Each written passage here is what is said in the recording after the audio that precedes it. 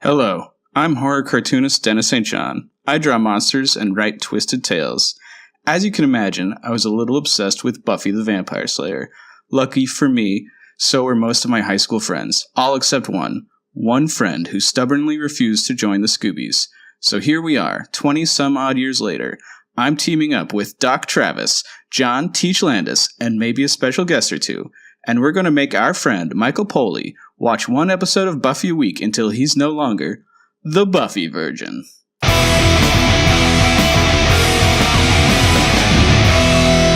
Hey, we're back. We're on Season 4, Episode 11, Doomed. This is Buffy Virgin. As you know, because you're listening to us, I'm your host, Dennis St. John.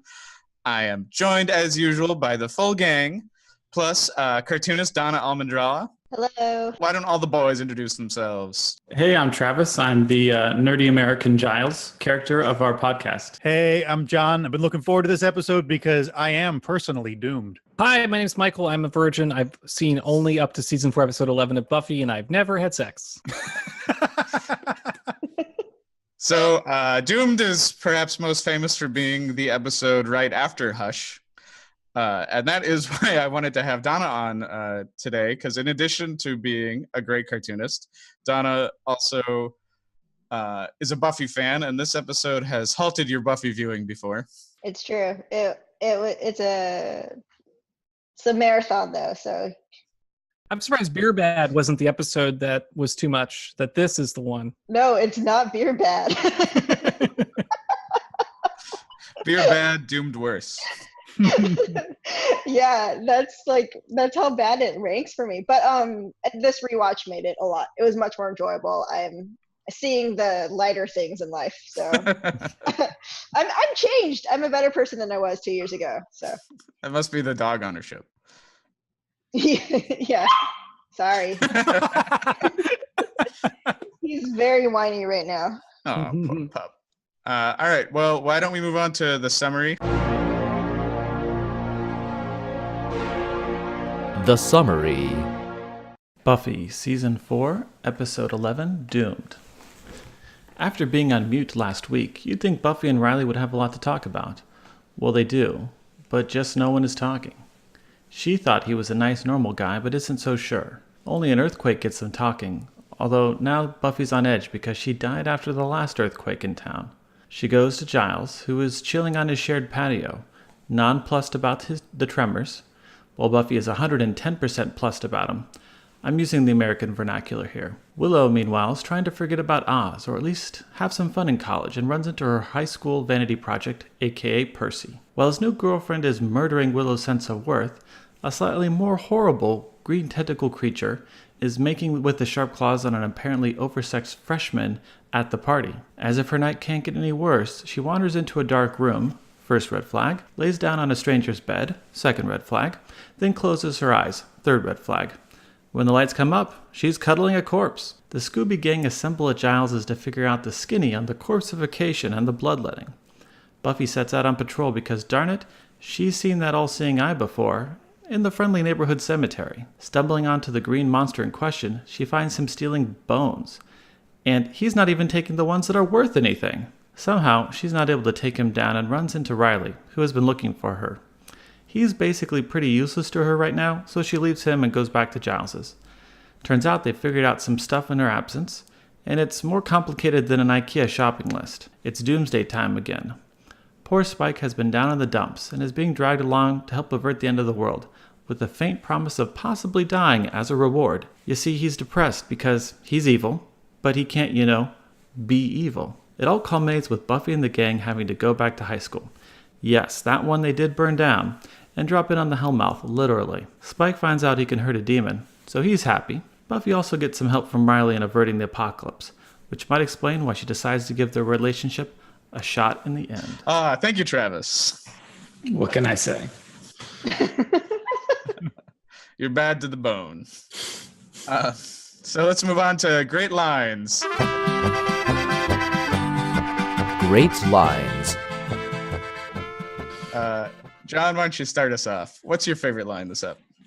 I loved in this episode when Buffy says, "Yes, but you're an amateur fry cook." And I come from a long line of fry cooks that don't live past 25. Yes, being fry cook is very dangerous. I've been a fry cook. I know. You're lucky to have made it out alive. It's true, actually. So I like from Forrest. She's cool. She's hot. She's tepid. She's all temperature Buffy. And I like from Buffy being upset about mausoleums. Mausoleums, big freaky cereal boxes of death. Mike, why don't you throw one at us? Sure. So when they're kind of leaving the mausoleum, whatever, Riley says to Spike, "Do I know you?" And Spike says, "Me? No, sir. I'm just an old pal of Xander's here." It's lovely. English people doing American accents is one of my favorite things that I've ever heard. I mean, obviously, James Marsters is an American doing an English person doing an American accent, which makes this extra special. But I will bug my partner Harriet to do my accent because I find it so funny. It's all about them hard R's. It's actually she doesn't emphasize the hard R's when she does when she imitates me. It's like she emphasizes the nasally A. Like, "Hi, I'm John, and I'm an American." That's what she sounds like.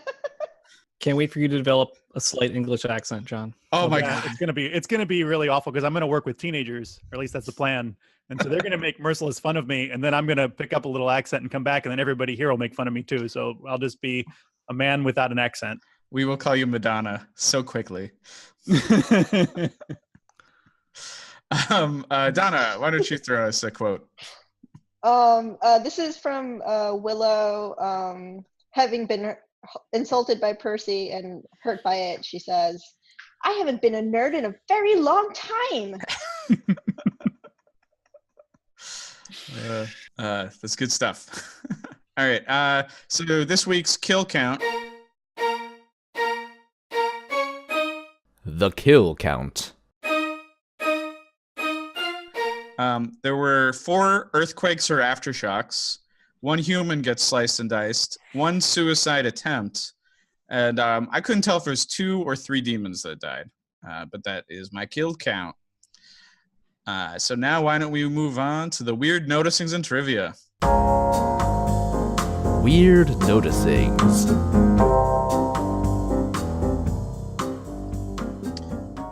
I say this episode starts just seconds after Hush ends. And I think there's a new rat playing Amy. It's black. Yeah, I don't think Amy was black before. Oh, that's not a It's subtle weird that I difference. think we wouldn't notice. Yeah, poor Amy. Which really indicates like she's been a rat too long, right? Like first Amy's dead. Do you think it was when she was changed into a human and then back? Oh, that would have been a good like excuse for how they did it, but I don't think that's what happened. Oh man. Oh. I noticed that in this episode that Forrest is apparently a Superman fan. This is his second episode in a row making a Superman reference. Yeah. In Hush, he says that he's Clark Kenting his way through life, and in this episode, he said something about Smallville. Yeah, he's a big nerd. Yep. He's just really excited about the eventual premiere of Smallville in a year or two. He's like on all the boards, hearing the casting news. I was thinking because Riley doesn't know who the Slayer is at all, and like I started to be like, Riley is just straight up Jon Snow. He's like, they're like, you know nothing, Riley Finn. And like the initiative is totally like, what's it called? What's the Knights or whatever? The Night Watch. Yeah, the Night Watch, because they're like they don't believe in like the White Walkers, even though they're like totally there. They're like totally ill-informed about like the shit that they're supposed to be. That's supposed to be their job. So anyway, I like Jon Snow more than I like Riley Finn, but they're the same character. I think it's easier to like Jon Snow. I mean, the show likes Jon Snow. Like Game of Thrones likes him. I don't know how Buffy feels about Riley. I don't think we like him. It'd be funny if they showed like Jon Snow's like quarters and it had a balls poster. So we go to Giles's, and he's got this board that has all the commando sightings, and there's like so many. Like, these dudes are not sneaky. They're completely failing at their sneak job. Also, in that scene, to me, Giles sounded extra upper crusty or something. Did anybody else notice that? Well, because he's going into his correcting voice, right? Because Buffy's trying to control the story. She's like talking about her premonitions and about the doom, right? And then Giles is trying to like bring it back. That's what it felt like. It didn't feel off. It just felt like, no. This is about these sightings and the thing I'm doing. That's it. Yeah. Yeah, it sounded like season 1 Giles to me. I think that's part of what makes this episode hard for me is that they're acting as though they haven't learned or grown from any experiences in the past.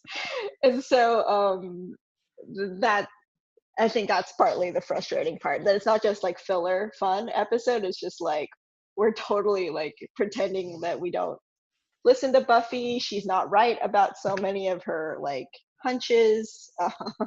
Yeah, every time she has like a dream or a premonition or something, Giles never believes her at first, right? Yeah, I mean, I was trying to remember, like, does he, like, what he does take her seriously sometimes, but for the most part.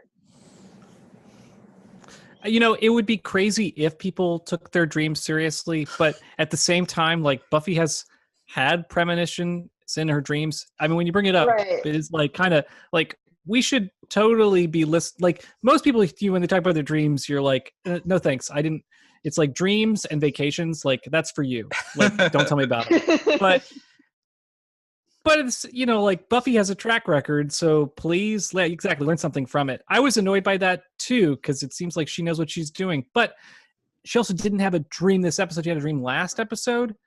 Right, it's just the aftershock part. It's just like the earthquake and then relating to like an earthquake back in season 1. So then you're sort of like, okay, even she's reaching, but yeah, I don't know. I did also like that line where she's like, last time there was an earthquake, I died. But I feel like she brings up the earthquake just to not talk about Riley. So I didn't feel like it was the premonition thing. It was like, she knows Riley's involved in the initiative, even if she doesn't know the name for it. And it's like this weird like thing where she's hiding information about Riley, which is like when she was hiding Angel. It's like, Willow's always hiding secrets. Like, for me watching this, you know, I was like, why are you hiding this? Giles should know this shit. Like, what's the benefit? What could she possibly gain by hiding Riley as, you know, a part of this organization?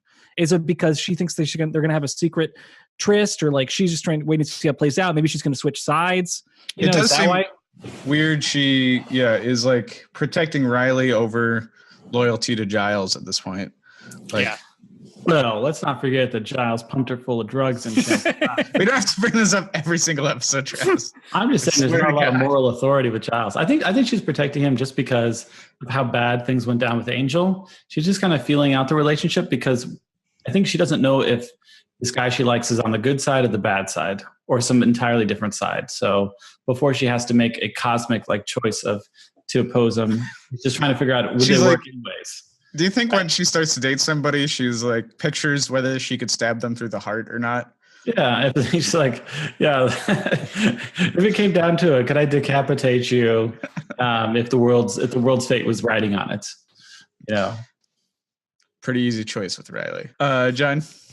I just want to acknowledge that the Percy plot line has come back again. This is one of the great joys for me of this particular watch through, is that I've never noticed before that this weird, totally throwaway plot will just not die.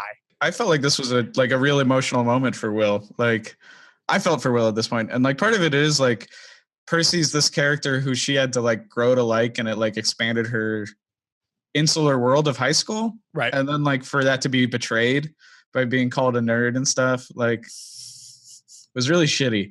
I felt that shittiness. Yeah, I hear you. I was pro Willow on this. Can you remind me about what Percy did previously? Percy is the guy, he was the basketball guy who Willow was forced to tutor, and then evil Willow like scared him into being a good student. And then like they had a good tutoring relationship after that. But like it comes back. I think this is the 4th or 3rd maybe episode that we've had Percy in. And it's just weird how many things I'm like a scholar like aren't picked up, but this has this weird through line. It's just so strange to me. Percy's the type of guy who has to be scared nearly to death by an evil version of a main character to be kind of okay. Which, by the way, he apparently doesn't remember now because he's like really brushing Willow off for somebody that he's mortally terrified of. Yeah. I think Percy's return is good story-wise because this episode is their return to high school. Right. So it's like, this is a dude from high school. Right. So it's like that flashback. So many of people from the Sunnydale High class of 99 that I would rather see again. This would infuriate me if I was watching this episode, like not with the close rewatch and people to tell me who the fuck these characters are, because the show is assuming that this guy has like a significant part of the show. Like you would think like, oh, did I miss something I missed a week. So maybe Percy's a thing now. Like, no, they drop him in. Here's Percy. Here's his fucking story. Remember when Willow taught him how to be a good student? Yeah. Remember that? Do you remember also that she terrified him? It was a Darkwell episode? No. I actually thought this was back in season 1 because like she was, I think, tutoring people in season 1 too. And I don't think it was this guy. Right? Would it have been better if it was Jonathan and Jonathan's called her a nerd? Because I don't think that would work as well. Anything is better with Jonathan. No, that would make sense because you all love Jonathan. So you would have at least known the context. Yeah. I swear, Percy's come up and no one's like, you guys see Percy in that episode? Nobody has even set up a trigger for me to think about this character because that's how unimportant. I literally didn't remember him being in more than one episode. Here's my prediction. This is Percy's last appearance. So let's talk about this symbol that's carved into this dude. There's 3 images that I have here for you. The first is the drawing that Willow does of the symbol carved in the guy's chest, which is a fairly accurate drawing of what's carved in his chest. And then the second image is the CBS logo. So Xander looks at that image and says, it's like the CBS logo. There is no similarity between that drawing and the CBS logo. Now, the third thing it's an eye. Is the eye of Providence. I disagree with the no similarity. Okay, all right. But the obvious comparison is the Eye of Providence, which is on every single dollar bill that Xander has handled his entire life. And he doesn't, it just makes me so angry. It also makes me frustrated that even Buffy is like, I've seen this somewhere before. And it's like, this is such a common symbol. This is like some fucking Illuminati shit. This is like... Can we like cough it up to budget that they couldn't research like a unique symbol? What network is this on? This is on Fox at the time? WB. CW? WB? Did they have a CBS, an anti-CBS thing? Or I don't think they had any formal relationship with CBS. I love that idea, though, that like there's a demon that like carves the NBC logo into people. There's a demon that carves the Fox logo into people. Apparently, back when Buffy was airing, Joss Whedon asked a question to the internet of like, if in the Buffy world they turned on the WB at Tuesdays at 8, what would be on? And the answer was like a show that's basically a parody of their lives called like Esmeralda the Monster Killer. That's awesome. Clever. Trev? What am I supposed to say now? Oh, yeah. I got it. So, I mean, I forgot how many episodes are solved by going to the cemetery. But this is just like another random, there's this crypt, there's this. Let's have Mike make a prediction. Do you think there will be another episode that will hinge on some random spot in the cemetery we've never seen before, but Buffy remembers exists? Well, you just set up a great prediction. Yes, of course. Yes, or I don't know, because you can't guess, because I can't say how many times more. Is it 4 times, 5 times, 3 times? That's impossible. You might as well guess how many more times Percy will be on the show, which you already guessed. 0. Well, apparently they can just, forget the cemetery now. Just go back to where the school got blown up because that's a site there now that they can start digging through. I hope they revisit that school set. I can't wait to talk about that. Yeah. I mean, that's a prediction. I think they're going to go back to that stupid school set a couple more times. So this episode reminded me a lot of the Zeppo, but without the like fun Zeppo part of it. Because it's like a mid-season apocalypse, and it's like these group of demons, I think even the same amount of demons maybe, who like are going to open up the Hellmouth, and it's another apocalypse that doesn't feel like with the weight of a season finale apocalypse. You're just like, all right. And I got to say, the melodrama was a lot easier to handle between Angel and Buffy in the Zeppo when you knew it was a joke than the terrible Riley Buffy melodrama this episode. I hadn't thought about the mid-season apocalypse, but yeah, totally. The Zeppo does that. I feel like that's something any supernatural show does. So it just feels like such a cliche, like a mid-season end of the world. I don't even know how you would like frame an article about this. You'd be like, mid-season apocalypses that didn't do that, weren't that great. Because, usually an apocalypse thing you got to build up to, but this one is just like, it's a one-off apocalypse. Because it's just like a cheap metaphor for their relationship.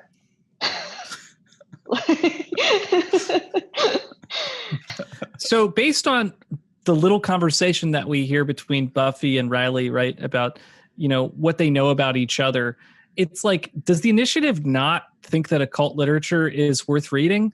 Because it seems like Buffy is the Slayer is in that stuff. Or is Riley not interested in that stuff? Like, they have to, do they just completely ignore all the occult books that talk about demons and have pictures of demons and like lay this shit out? Or does Giles have the fucking like monopoly on those books and they can't get to them because he's the librarian? He's like, I know access to the initiative people. This is one of my favorite parts of the episode is when they're intercutting between the Scooby Gang figuring stuff out and the initiative trying to figure stuff out. And it's neat because like the initiative has all of the symptoms of competence, but not the disease. and the Scooby Gang is the opposite, where they sound like they're just like muddling through, but they actually have a ton of experience and a ton of knowledge, and they just figure it out right away.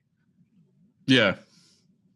So given that so the initiative seems very unknowledgeable. Like, how could they be the demon police force? They don't know anything about demons, and they're not interested in learning more. They're learning more apparently through like more surgical means, like the way you sometimes think that a doctor is analyzing a situation versus an actual versus like not listening to the person. Fucking doctors, am I right? Not a single good one.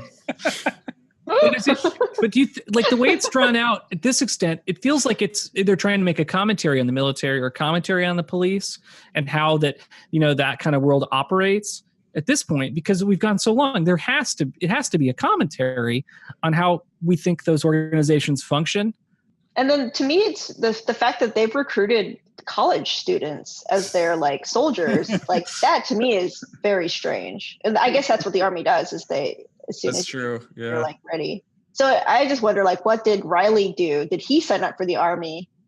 And then suddenly it was this commando initiative thing. Or did he sign up to be a grad student and get recruited like by Wash? Right. Yeah, because like I get the military. It's like, oh, we're going to pay for your college, and you can stay at college while you on the weekends hunt demons in your neighborhood. Like, yeah, sure, why not? He's like, what? You can tell Forrest has the comment about they're just animals and like not looking into it any more than that. So you can tell like they're not. Yeah, they definitely don't read the literature, right? But Forrest knows what a Slayer is, where Riley is clueless, right? Forrest is like, oh yeah, that's the bogeyman for demons, I guess. Yeah, so I guess Forrest actually talks to the demons, but then is like, you're just a dumb animal.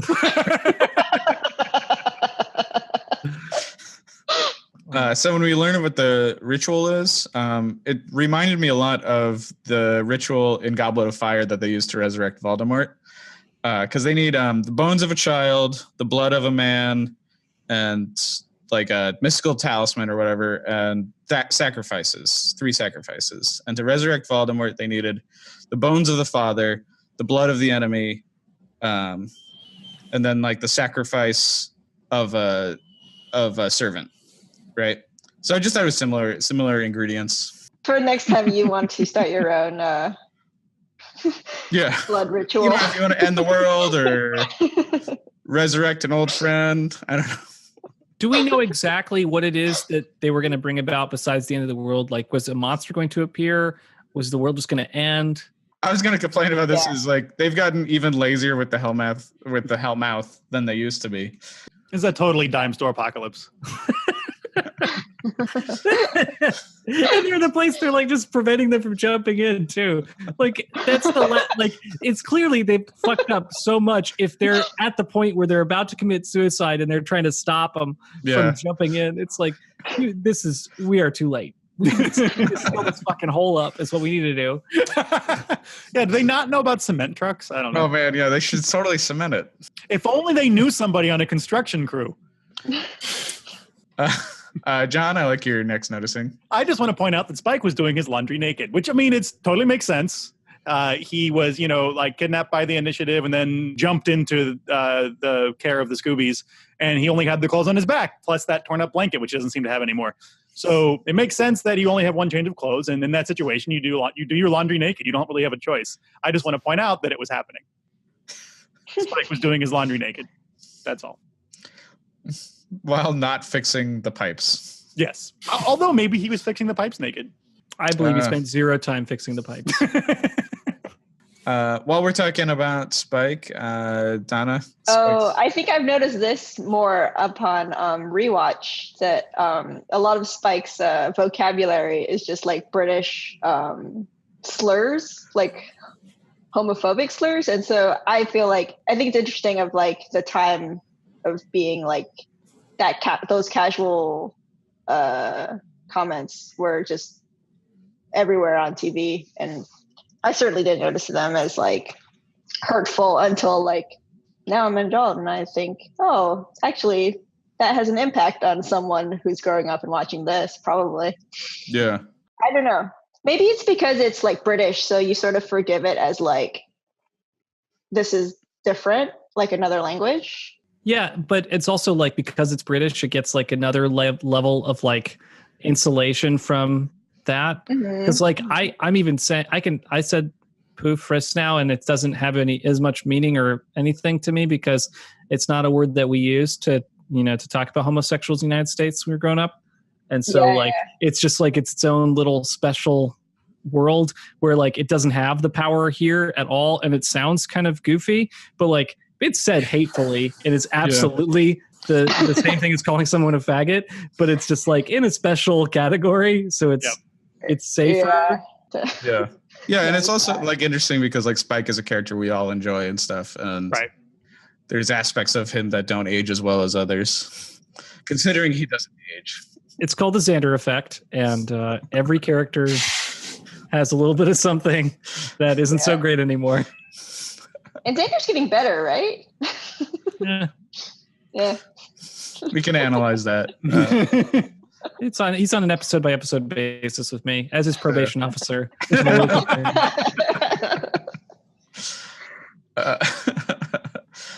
So during the Riley conversation where she's like, I mean, there's multiple Riley conversations, but like she's basically the answer is no. And then he's like, I don't accept that. So I just want to say, like, shut up, Riley. Like, when a woman says she doesn't want to date you, you stop arguing. That was like very frustrating. The Riley stuff this episode frustrated me much more than like I've never liked Riley that much, but it frustrated me much more than I even remember. Like, totally. That's really hard too, because every interaction is like them. Like every scene, they're just like they keep meeting again. And it's just like they had the same conversation. And so that's frustrating for the viewers to watch too. It's just like you keep running into him and you keep having the same. Yeah. No, I also would like the Buffy Riley thing resolved in some way, like kiss or stop talking. Or do something different. I mean, I guess this episode is doing something different. They're like teaming up, but it's just like needless tension.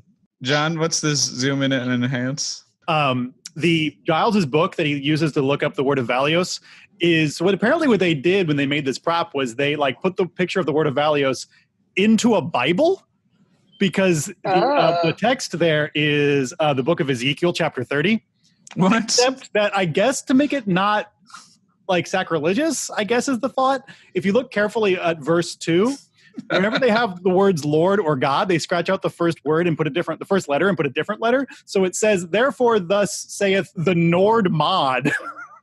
Oh my God. I mean, it seems sacrilegious either way to like have a Bible with that in it, but I guess it's less holy if it's a book about the Nord mod instead of the Lord God. I have no idea. That's so weird. Isn't that bizarre? Did they do this often? I have no idea. But there's that. And that also explains why it's so hard for Giles for them to find the right info, because all of these texts are just like mods of the Bible. Bones of a Child. I remember Bones of a Child.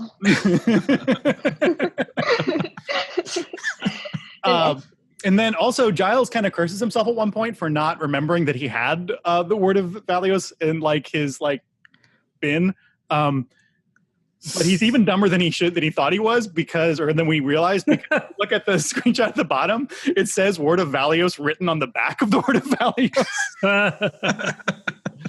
Wow. You have to screenshot at just the right moment to see it, but it just says word of Valios in pretty big letters just written on it.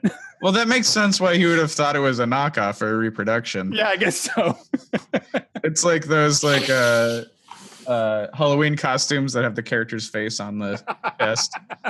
That's so weird. What a weird noticing, John. So Spike has a turning point this episode, and I think it's a pretty weird turning point. He just basically finds out he can punch monsters and is like, yes, I am in it now. The turn though is so crazy. Like when Spike is like all of a sudden becomes this complete sadist or whatever, where it's like hurting people makes me feel good. Like do you want that guy on your team? I guess everybody has that guy in their team in the military, the guy that like really wants to hurt people. Yeah. But, like, he's not in it for the greater good. It's just like, I love the setup for this where it's like Spike's on one of the good guys now, but he's completely untrustworthy and loves hurting people. And then at the end, where he's trying to convince everybody, like, we should be out there fucking people up. You're like, what the heck is going on? Are we going to have adventure just because Spike knows you can hurt bad people? I can't. The conflict I want to predict happens, of course, is that they're like talking to a demon and like negotiating, and then Spike just starts hitting him because it feels good. And you're like, oh man. Wrong team. Mike?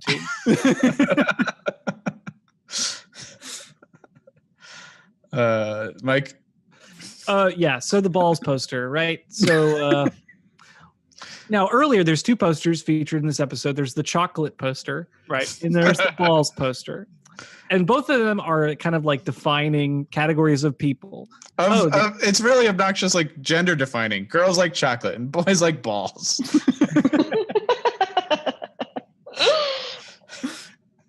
Yep. And not only is it literally a balls poster, Riley is playing with the ball. like you're like, he's a dude. He's a doodly dude. And he's playing with balls. With a ball, I mean, it's so annoying. It's How about that weird moment where they're playing with the like Nerf basketball and Forrest is like, hey man, focus on the game.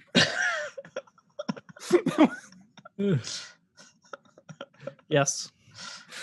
It's Nerf or nothing.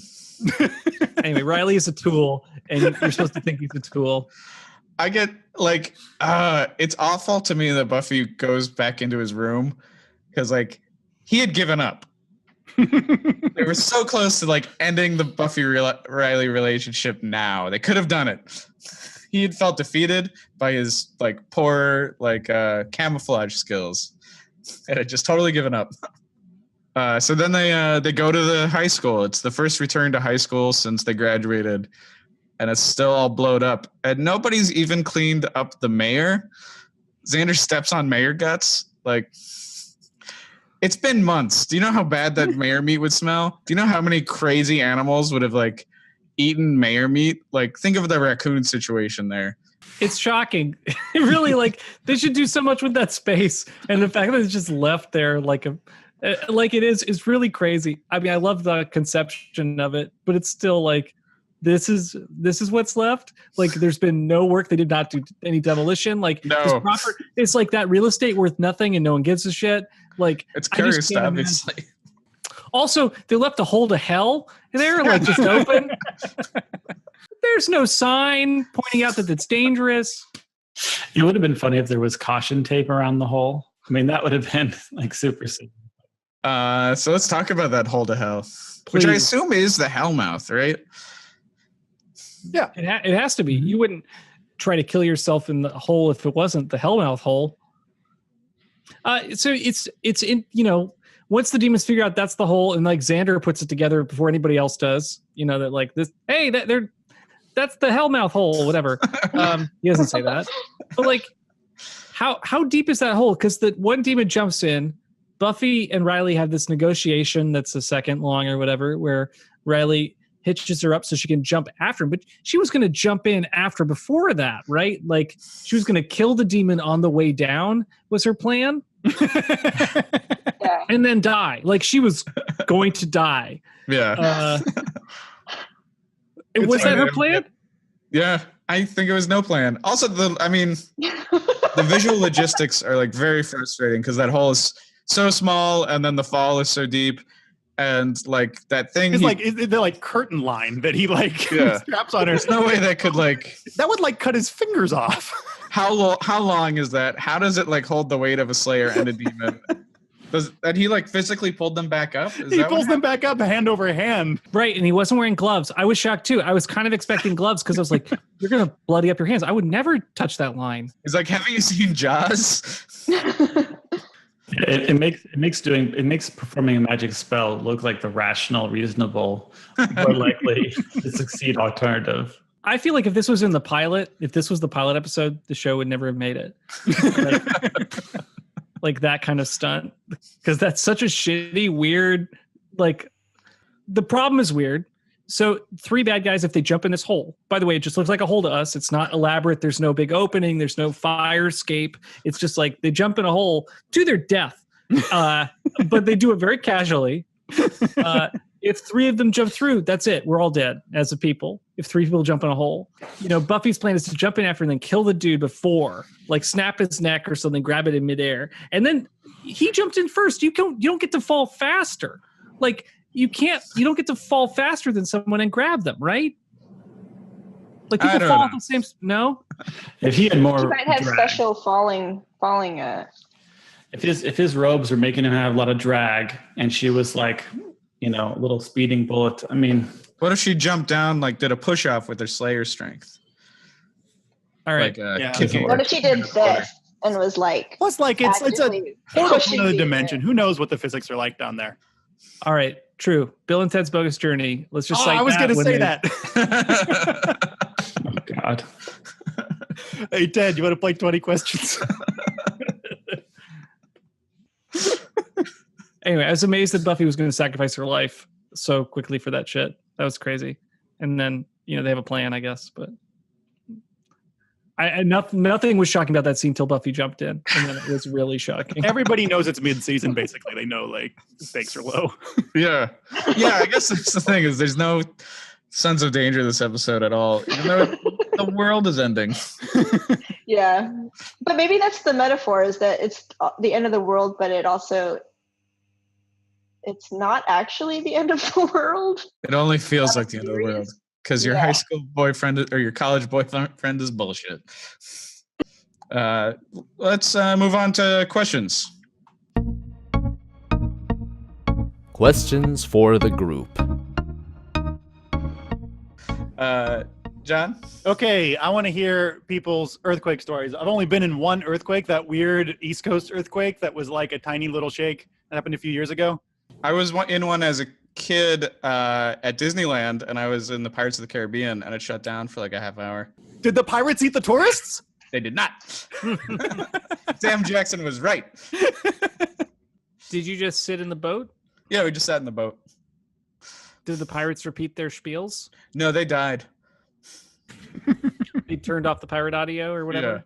Yeah. They just totally shut down. Yeah, it bothers me when the earthquake happens, though, that Riley does his, and then Buffy lets him be like the protector of her, and you can sort of see that. Oh well, stereotype. Well, to be fair, Riley's like a big hunk of meat. So if you want something to fall on you, you want to have it hit you. That probably would have been like, oh, Riley, tower over me as well. Because he doesn't know how earthquakes work, because he's all jazzed up for one, which proves that he's from the Midwest. Standing in a door frame. What if I stood in a meat frame in a door frame? Yeah. Riley, you basically got the proportions of a door frame. How excited was he about the fucking earthquake? He has a huge excitement, right on his face. I'm like, what the fuck? I'm just a little Midwestern dude. This is exciting. Like, this is a bad thing, guy. It's like you don't get jazzed up because you're in the middle of a tornado. Like, whoa, this wind is crazy. I don't know. Tornadoes are pretty cool. I've been irritated about that before in real life. Like when Hurricane Irene hit Vermont, and it was only like a tropical storm by that point. Like a friend of mine was like, "I wish it was worse." And I was like, "Fuck you, dude." Seriously. Well, what is Mike's got the next question that's related to that. so as a viewer, what do you want from the Riley Buffy relationship? I just want it to end. Well, I mean, what you want is you want them to explore, because up until this point, Buffy thinks that she's doomed in a relationship. So you want to have them try to explore, I guess, how difficult is a real relationship? And is our real relationships just really difficult? It's not that she's doomed. Everyone thinks I'm so special, these are unique problems to me, but maybe what I would like to see is them to say, is it really unique problems in the relationship of her being a slayer, or is it just that relationships are tough? That's a good point. It's just not Buffy. Yeah, I feel like TV doesn't really explain that relationships are tough. Yeah. I feel like TV is like, no, okay, Romeo and Juliet. I feel like everything is like, no, it's not that the relationship's tough. It's that your families are at war, or this person is this from this walk of life, and this person is that walk of life, or your blood enemies. Yeah, it's like, well, that would make things harder than the baseline. But I feel like I'm trying to pull up. If there's anywhere where it's like, no, baseline relationships are tough. Maybe Felicity got this right. Maybe Mad About You. I was gonna say Mad About You. Mad About You may have gotten this right, and Felicity may have gotten this right. But I've never done a serious watch through of Felicity. Well, you should watch more TV, Trav. Yeah, that's the one thing I haven't done enough in my life. I love the baseline relationships are hard enough kind of thing. And so it's like, what do I want? Just want them to have a happy, healthy relationship, Michael. That's what I want as a viewer. Gilmore does a good job about relationships are hard. Gilmore, that's why. Yeah, they did it. They did it good. All right. Good job naming one of the 5 shows you've watched. Ouch. What? I just remembered that Gilmore did a good job at it. Yeah, that's a good relationship show. Like, I like the way they portray. There are no people with supernatural abilities or apocalypses, and yet relationships still do not work out and are interesting to watch. So Spike has lived with Giles, and he's living with Xander. I really like the Spike Xander relationship better, whereas Giles is like kind of annoyed with Spike. Xander is like goes through the phases of like flirtation and torture and near death. Like, it is weird. It is like things get weird over there. I want to see the Spike Xander buddy movie. What do you want to see in a Spike Xander buddy movie? I want to see how Xander explains Spike to his mom, what his mom thinks this relationship is. The dude that lives tied up in my bedroom. The guy who's doing naked laundry when he's not tied up. Yeah, I want Anya to like call out what it is, and like be annoyed that Spike is there. Like, I just want this relationship to completely implode. Yeah. I wonder if Anya feels like she didn't sign up to be part of a throuple here. Donna, I like your next question because I think it speaks very much to who you are as a person. Sure. Why do people... So this is in reference to watching the next scene where Willow is at this party that she asked Buffy to go to, but Buffy's busy. Why do people go to parties even if they don't know anyone?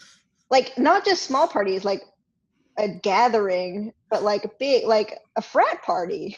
With naked limbo. Okay, why do people do this? To torture me. Yeah, to torture you. No, I think people go to have fun and to meet people and to have experiences. But why do people like us go? Because we feel some weird obligation in our brains that we couldn't shut off. I'll tell you what it is. It's called FOMO. Oh. Fear of missing out. You could have, you enjoy hanging out by yourself. You enjoy doing your thing with your friend or friends, right?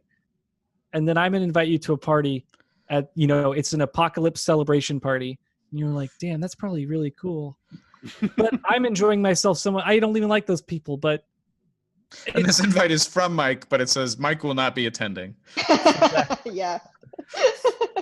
But it's the apocalypse party. It's probably, there's 100 people are going to be there. Mo, it must be great. So you see yourselves doing exactly what Willow did? Maybe I've definitely done it. 20s? Yeah. Yep, totally. Yeah? Wow. Okay. Wow. And then what? And How just was the like- experience? Just like Willow, I was like, I've been just quiet, not talking to people, and then regretted it and woken up next to a dead body. Yeah. She goes into a random room and lies down, right?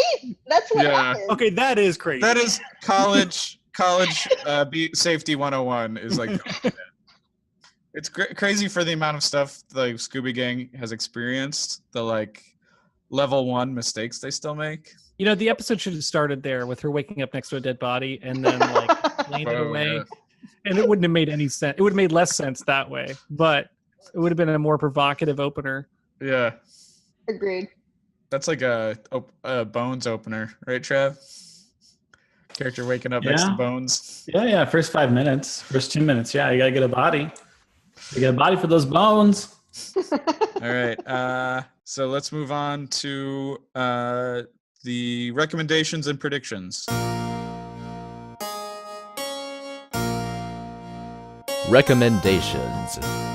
So I went to Godzilla Night 7 yesterday, which was super fun, and they played Mothra, Shin Godzilla, and King Kong versus Godzilla. And Donna was there for Shin Godzilla, which is fun.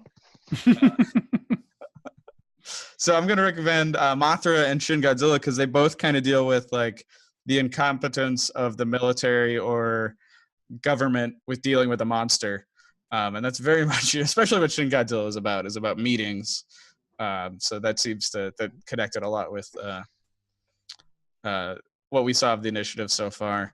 And like, Did you realize what the guy said? It was used as propaganda for their SDF. Like, is that accurate? yeah, I guess that's true. I mean, the legendary Godzilla was also used by our government as propaganda to join our army, which is funny because like all of these movies are like about how the military can't defeat Godzilla. Right. Weird. Okay. Yeah. There's I mean, the politics of Shin Godzilla are weird and are very specifically like Japan, right? Because they're like criticisms of like the Japanese like constitution and stuff. And you're like, I don't quite get this, but that's a great looking monster. The Dennis St. John story. And because there was almost an apocalypse, I'm going to recommend Prince of Darkness because we were talking off camera about John Carpenter. It's a John Carpenter movie about the apocalypse. It's really good and weird and has Alice Cooper as maybe Satan or maybe just a schizophrenic homeless man. And because there's a hellmouth that people jump down, I'm going to recommend the new movie Amazon Hotbox, which is a new women in prison exploitation movie from folks who did Frankenstein created Bikers. And it's like a lot of the same cast from the Scott Shermer independent horror movies. So it's got like Ellie Church and Tristan Risk. But it's a women in prison movie, but it has a bottomless pit in it.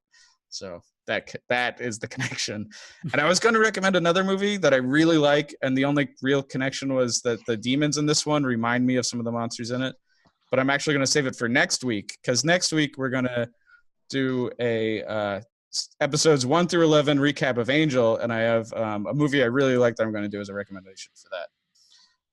So stay tuned to find out what it is. All right, let's move on to predictions.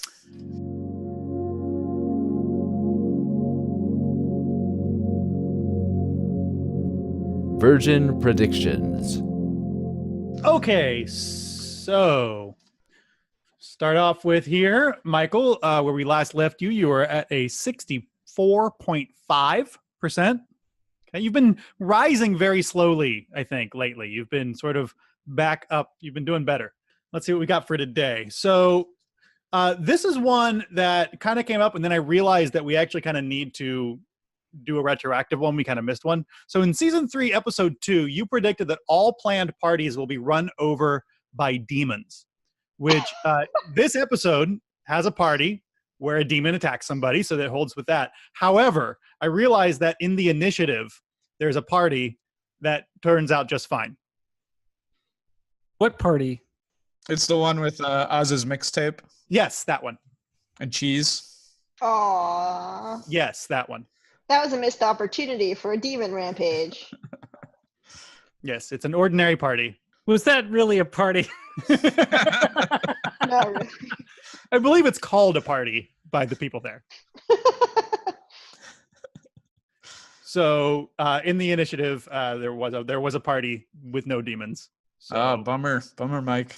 that is a denied. I mean, they have such a good track record. They have like a 90% fucking up parties track record. This one's going to be controversial and whatever. I don't know if we need to discuss this, but in season 3, episode 4, Mike predicted that the next time Buffy gets good advice from an adult, other than Giles or Joyce, that adult will die in the episode. Now, here is the case I want to make. Riley is an adult. And the advice he gives Buffy, I don't think it's good advice, but maybe somebody wants to think that it's good advice. Anybody think that this applies? What's the advice? Just date me? Date me. He's like, no, it's like, you're not in high school anymore. Yeah. Riley's compromised. I love how your go-to male voice is Keanu Reeves. You can literally just use your own voice because you are a man. Right. If your go-to voice is Keanu Reeves for a character, that person's not an adult. All right. Well, then there we go. Oh, princess who's come from the past. So that would be one denial for this episode. So your score actually drops. Instead of a 64.5, you're now at a 64.1. Nothing else? There's nothing about visiting the high school or anything? I don't believe so. No, I don't think I made one about that. Yeah. Dang. I didn't assume they'd go back. I should have made a prediction they would never go back. But here's a prediction. They're not, well, no, they are going to go back now that there's a Hellmouth there. They have to. Hellmouth will appear again in season 4. That's maybe too easy. Percy will not appear again on the show. Spike will preemptively attack a demon that hasn't attacked him. That's maybe obvious, but character-wise, like, I want to say that he's going to fuck things up for them, like where he's going to attack a demon that they don't want to attack. But I'm just going to say Spike will preemptively attack a demon.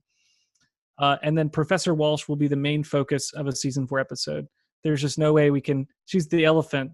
We got to talk about her. All right. Is predictions filled out? That's predictions. All right. Let's move on to our themes and deep stuff.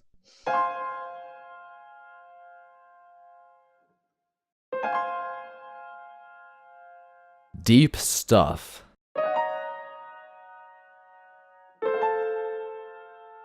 All right. Donna, which dialogue are you calling out here?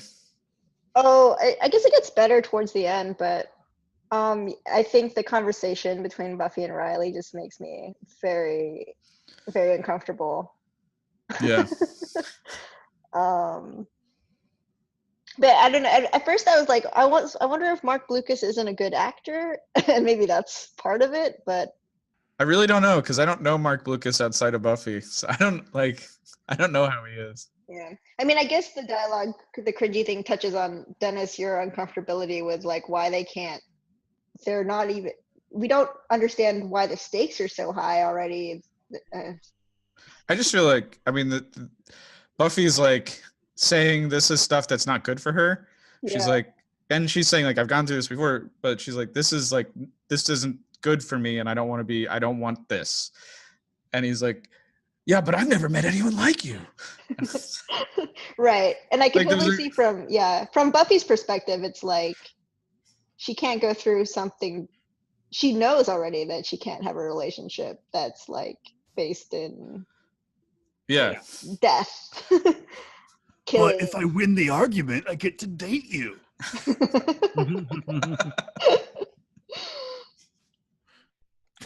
John, you want to throw us?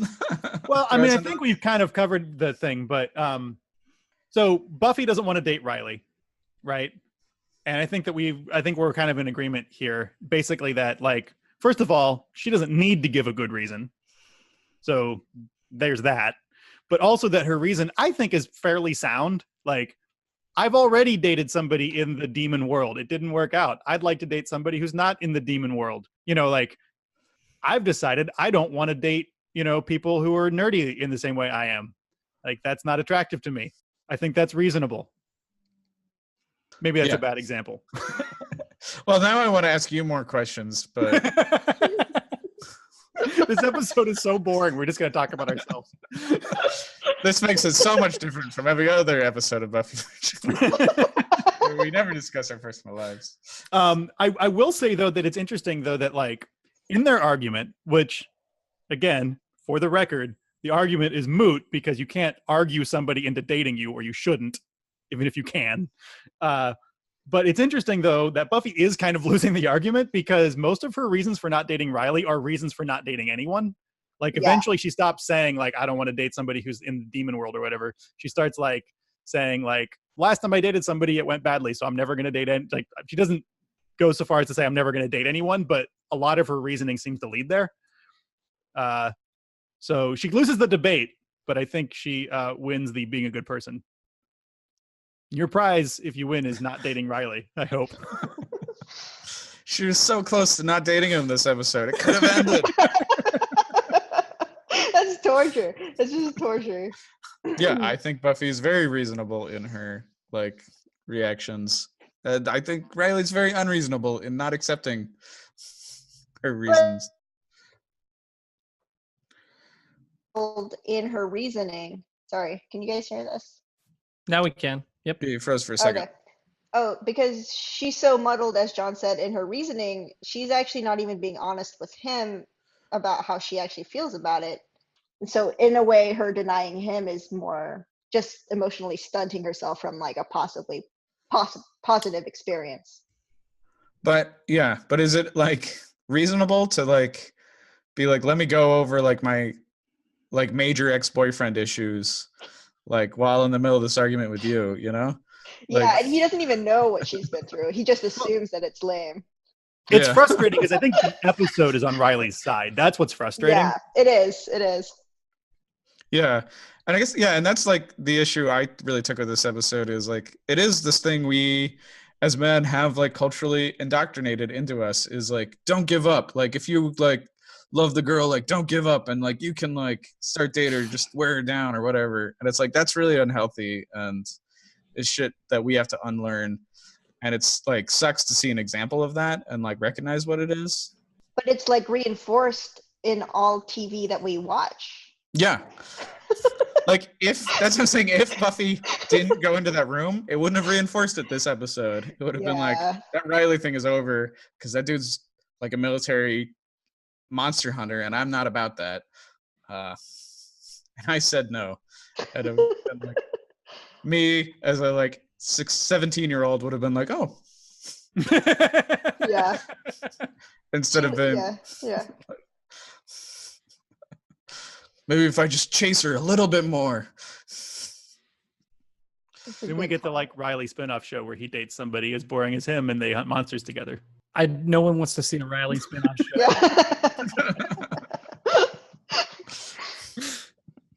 Riley's Place is that the name of the show? Whatever the most boring name for a show could be. That sounds like a Blue's Clues style, like, kids show. Like, Okay. welcome to Riley's Place. Or just Right. like, what's, like, we must Riley's Clark Kent our way. Initiative. There you go. Like, it's just called Just Clarkin Around. Cheese? Okay, he's got a pal named Whiskey, and it's Whiskey and Riley. Oh. And they have adventures together that involve pining after women, obviously. And Whiskey's a horse, right? Whiskey's his Camaro. And it's voiced by Forrest. Right, Forrest gets transformed into a Camaro. This is starting to sound awesome, you guys. I would watch this. It was really weird. Donna, I really like your last note. Seems very yeah. bleak. Yeah, because I was trying to think about like what is the point of this episode. Yeah, but you're right. It is just sort of like it's a lame reinforcement of the Riley culture. So now I'm angry. Stupid Riley culture.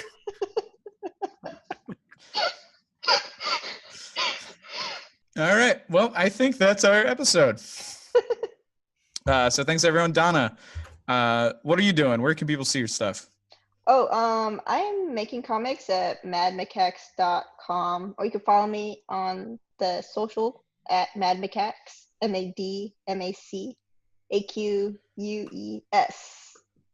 And I'm also going to be at San Francisco Zine Fest if anybody's in SF next Sunday. So check me out. All right. Thank you. Thank you. And I've been your host, Dennis St. John. I'm at DENISCOMIX everywhere, except for Instagram, where I'm Dennis Saint Comics.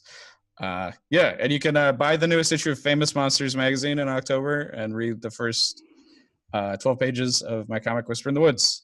And Buffy Virgin, you can find online at Buffy Virgin. We're a .com and we're a Twitter, Buffy Virgin Pod. Please comment, rate, review, subscribe. Tell us how funny we are. Tell us we need to talk more about ourselves and less about Buffy. We love those kind of comments. All right, and we'll see you in hell.